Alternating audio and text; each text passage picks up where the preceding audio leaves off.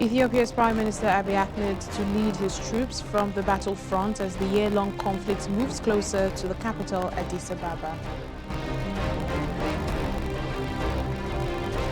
President of Kenya, Uhuru Kenyatta, visits his counterpart in South Africa, President Cyril Ramaphosa. Plus, tens of thousands of refugees and host communities displaced by flooding in Sudan and neighboring South Sudan.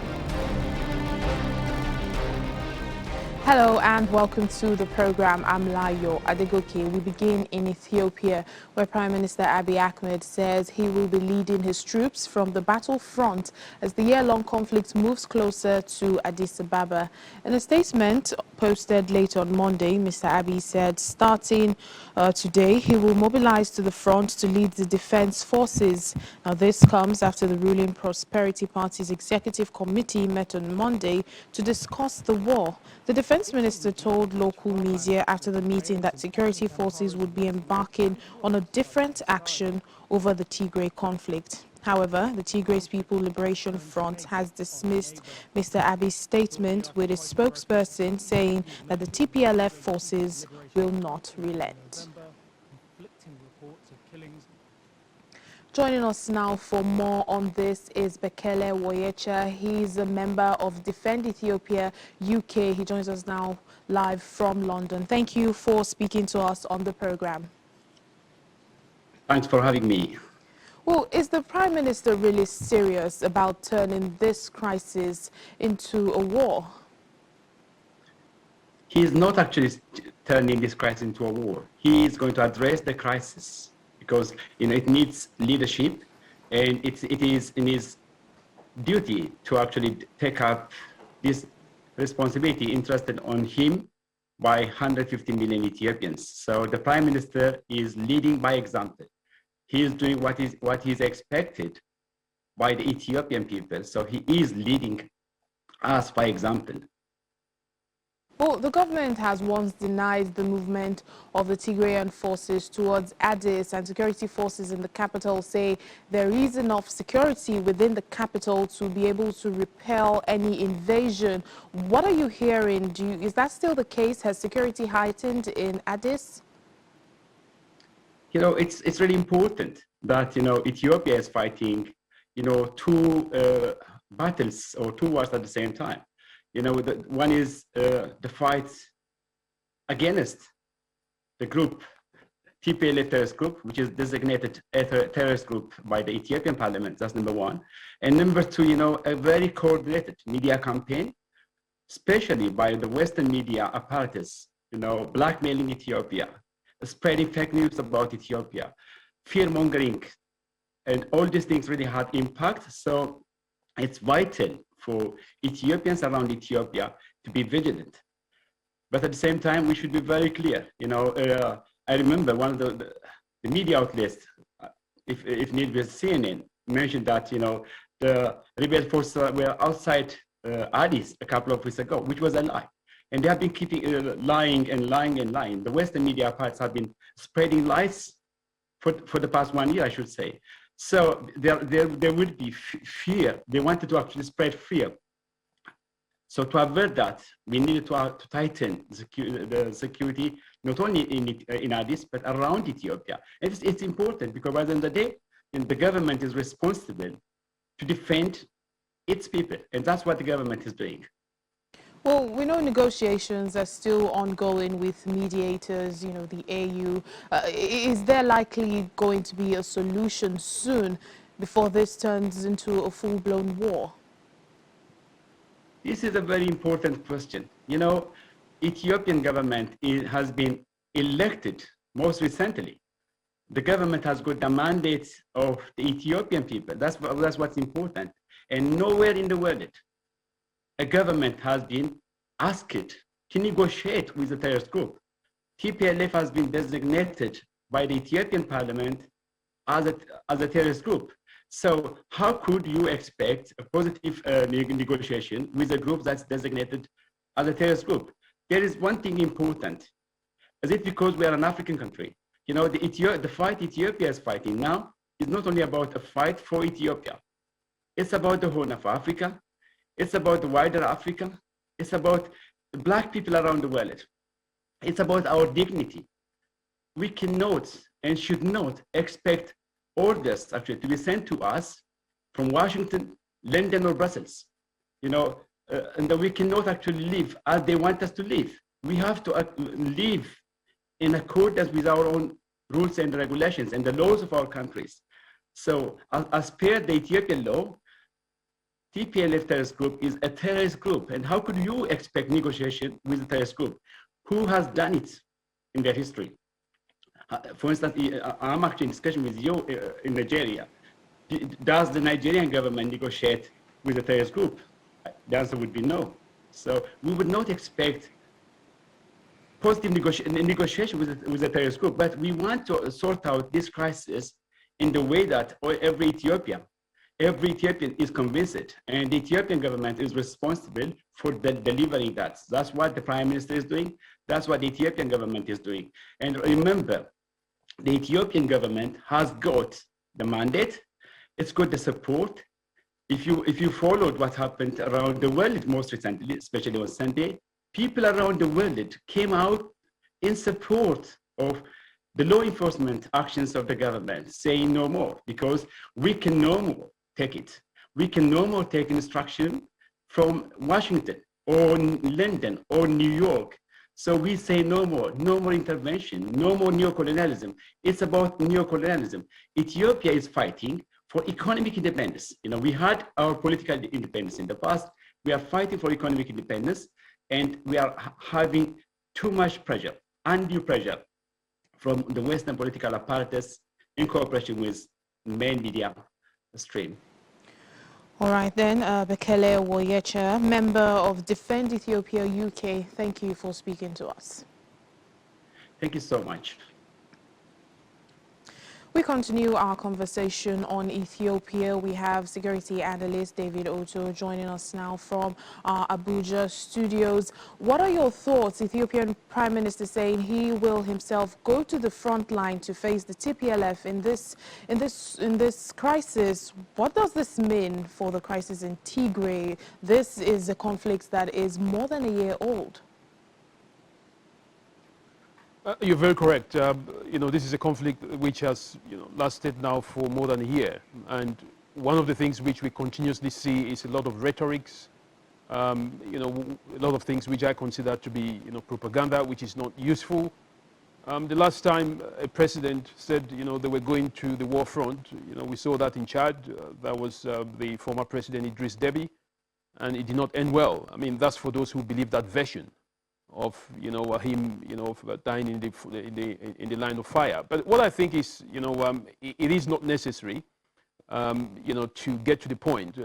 But I understand the strategic communication here, because first of all, Prime Minister Abiy Ahmed had called on Ethiopians to defend the capital. It does make sense for him now to turn up and say I would lead from the front, and this is a way of pumping up the morale of Ethiopians to defend the territory against the TPLF and the OLA, that's the Oromo Liberation Army. But I think this is a war that needs to end. We are talking about the seat of the African Union here. If Ethiopia is in instability, as we've seen, then the entire Africa, is in jeopardy. I mean, Ethiopia sits in a very strategic location. So we do not want to see the continuation of a field battle between the Ethiopian Defense Forces and the other factions, being the Tigray Liberation Forces and the OLA. What I think should be done is that we've got to see negotiations taking place. I don't buy the idea that they will not negotiate with the Tigray Liberation Forces because they're terrorists.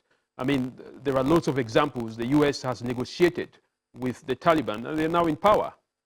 The UK government also negotiated with the real Republican Army, the IRA, and of course they're also in power. So I don't think this rhetoric of we will not negotiate with terrorists is useful. It is not useful for Ethiopians. It's not useful for the region, and it is not useful for the continent. One thing is clear, there needs to be a quick solution to the crisis. Well, we'd like to thank you, security analyst David Otto. Thank you for speaking to us. Thank you. Moving on to other stories now. Police say that 7 suspects have been killed and 106 people detained during operations by the security services linked to 3 suicide bombings in the Ugandan capital Kampala last week. ISIS claimed responsibility for the November 16th attack, which killed 7 people, including 3 bombers, and injured dozens more. 1 police officer was among the 4 others killed, and 27 of the 37 wounded were also police officers. Now, the police say they have intensified operations which have brought about the arrests. However, they did not provide details on how the 7 suspects were killed. In last week's attack, a suicide bomber blew himself up at the entrance of a police station in the center of Kampala. 3 minutes later, 2 other suicide bombers exploded along a road that leads to the parliament. Kenya's president is on a 2-day state visit to South Africa, and they have been talking Pan-Africanism, bilateral ties, trade and continental cooperation. He was hosted at the Union Buildings in Pretoria, the South African capital, where a 31-item communique was issued at the end of their meeting. One of the items on that document was both presidents' acknowledgement of the signing of the strategic partnership framework between South African Airways and Kenya Airways, which they hope will facilitate more trade and investment, as well as people-to-people exchange between both countries.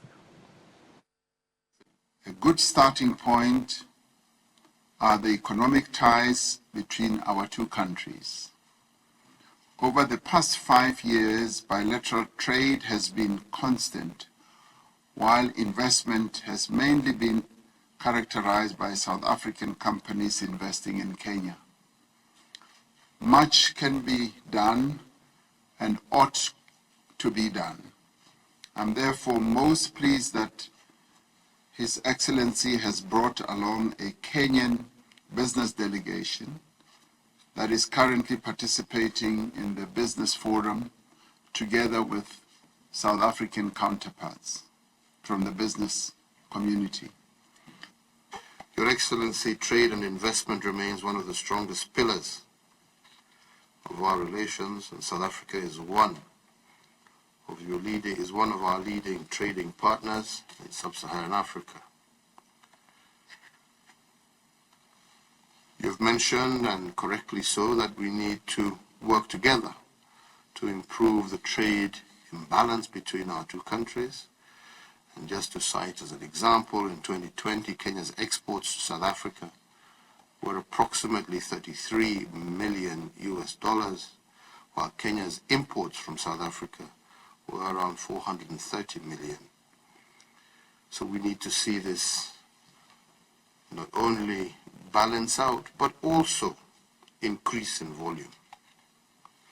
With respect to investment, South Africa is a major source of foreign direct investment in Kenya.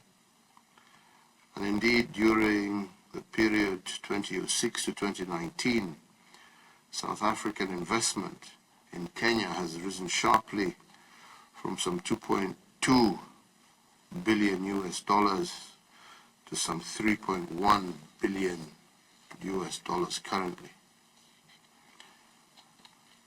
On our part, investment in South Africa has been rather minimal, and we would like to also see this increase. Still to come on the program. Nigerian artist draws attention to plastic waste with his installations that's using recycled plastic bottles. Please stay with us.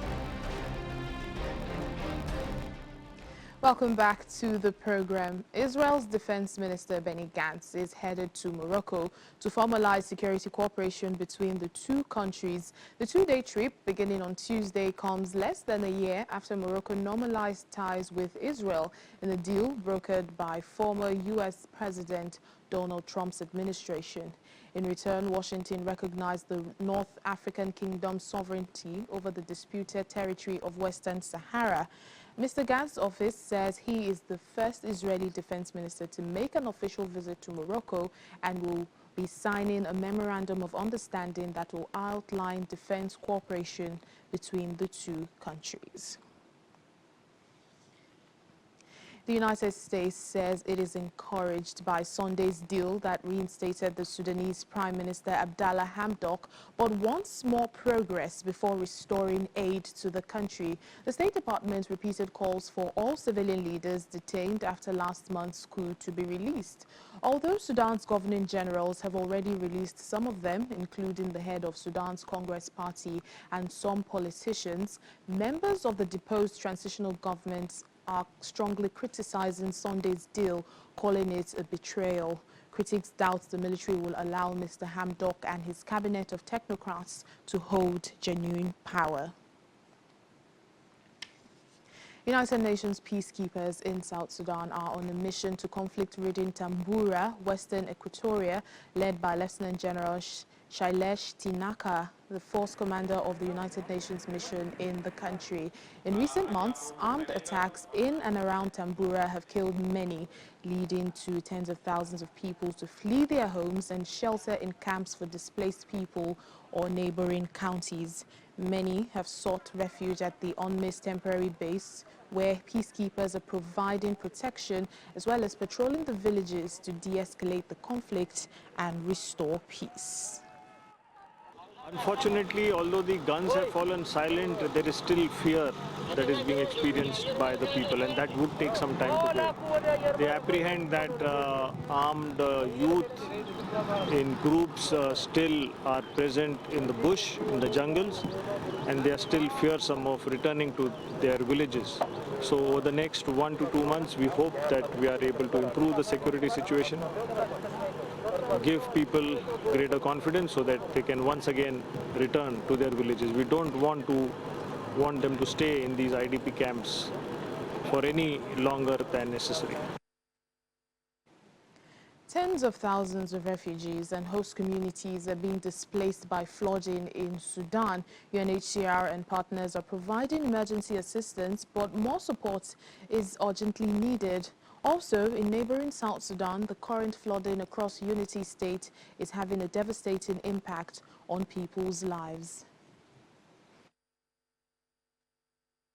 Months after its creation, Al Ghana refugee camp in Sudan's White Nile state has been submerged by floodwaters, leaving some 30,000 South Sudanese refugees in need of urgent assistance.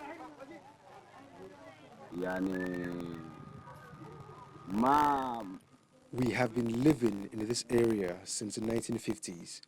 This event is unprecedented. Occasionally, we had flash floods, but it was not like this. This is the first time that this has happened.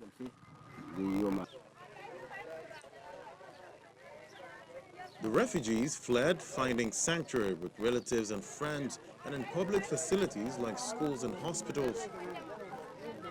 80,000 people, including 35,000 refugees in Sudan, have been affected by flooding. In neighboring South Sudan, homes have been destroyed, crop cycles and harvests ruined, and displaced civilians are desperately seeking higher ground to shelter in. It is an emergency like no other that people living here have witnessed. Basically, water is coming from everywhere, and the source of water may not be the same. And then it's not coming from the rain, because last 1 month or so we have not had any major rain. So it's actually coming from the river. So it's very difficult to predict. Sometimes that you see the water is flowing fast, sometimes you just see the water stagnant. The devastating floods began 2 months ago, sweeping away homes, belongings and people, leaving nothing but destruction in its wake. Hope isn't lost, though, as this extraordinary crisis has given rise to extraordinary solidarity as the UN peacekeeping mission in South Sudan. Humanitarian partners and state authorities jointly mounted an emergency response. Airstrip is like the lifeline of Bentiu town. It is lifeline of the entire UNMISS base, the humanitarian actors, as well as the local community. So if you just look on my right and you will see a lot of flooding. This is the second line of the dike on which we are standing, and we are using our all machinery, and non-stop. It's the 55th day we are using our manpower and equipment to deal with this situation. Road access is also critical, as it's keeping the nearly 100,000 displaced people living adjacent to the UNMISS base here in Bentiu safe and protected. In cooperation with our country team members and the Governor, UNMISS and our partners have been working hard to maintain continuity of our roadways for the community, but also keeping the water away from new areas where communities have to move to and settle. Amidst the crisis, health and hygiene concerns are also rising. Despite all hardships, lives must be saved, livelihoods sustained, and health environmental hazards mitigated.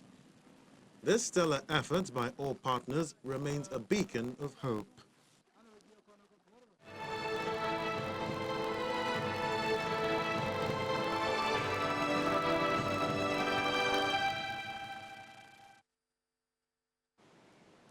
Adolescent children in Kenya and Rwanda are now eligible to receive Pfizer COVID jabs as both countries kick off vaccine campaigns. Rwanda will be vaccinating children from the age of 12 and above from Tuesday, while Kenya is allowing those from 15 years. Rwanda has the highest fully vaccinated population in East Africa, with over 20% of the total population. The rest of the region, including Kenya, Tanzania and Uganda, have vaccinated less than 10% of their population. Rwanda's adolescent vaccination program will cover the entire country, and parents or guardians have to sign consent forms before their children can be vaccinated. The state is expected to work with schools for distribution and collection of consent forms. While in Kenya, the Health Ministry expects to receive 4 million doses of Pfizer vaccines for its campaign to vaccinate young people. It appears COVID cases in South Africa are on the rise ahead of a predicted fourth wave. The country has recorded 1,886 new virus cases since Saturday and 22 deaths from coronavirus. Health Minister Joe Fala has urged more people to get vaccinated because the uptake of vaccines has gone down in recent days. While some countries have gone back into lockdown to curb the virus, South Africa's government says it has no plans to enforce a hard lockdown during the wave. There is optimism that it will be less devastating than the other waves, but the government is cautious in case of any new variants. The fourth wave was predicted to start next month through January.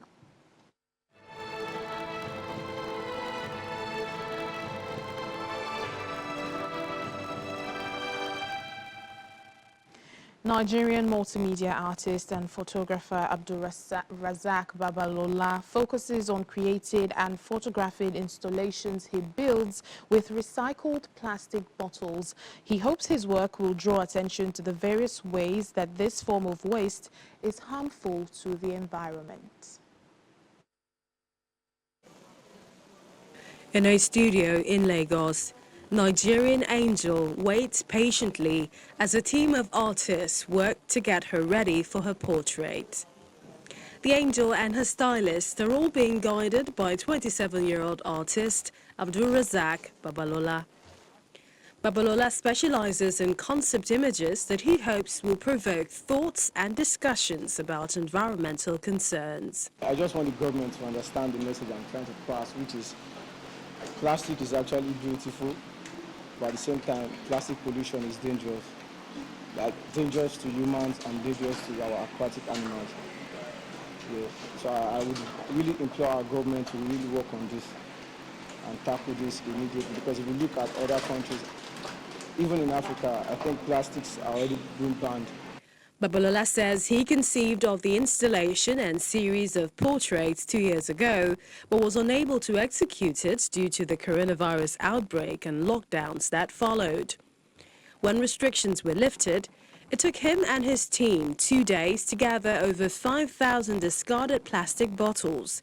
They spent another 2 days washing them. The bottles are glued onto boards shaped like angels' wings. A hole is drilled into the PET polyethylene bottles so that small light bulbs can be placed within. At the feet of the winged model, Babalola has placed several models in a heap.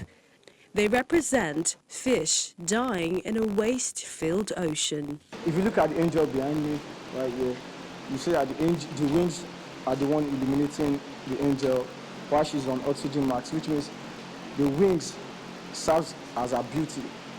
Like they are useful to her, which is illuminating her, and at the same time, it is harming her, which is the oxygen mask she's putting on. Plastic waste in the form of discarded bags, food and drink packaging is ubiquitous in Lagos, a city of about 20 million people. Babalola hopes his art will boost efforts to educate people about the dangers plastic waste poses to the environment and ultimately provoke positive change. There can never be too much awareness on plastic pollution, and I hope to be part of the solution.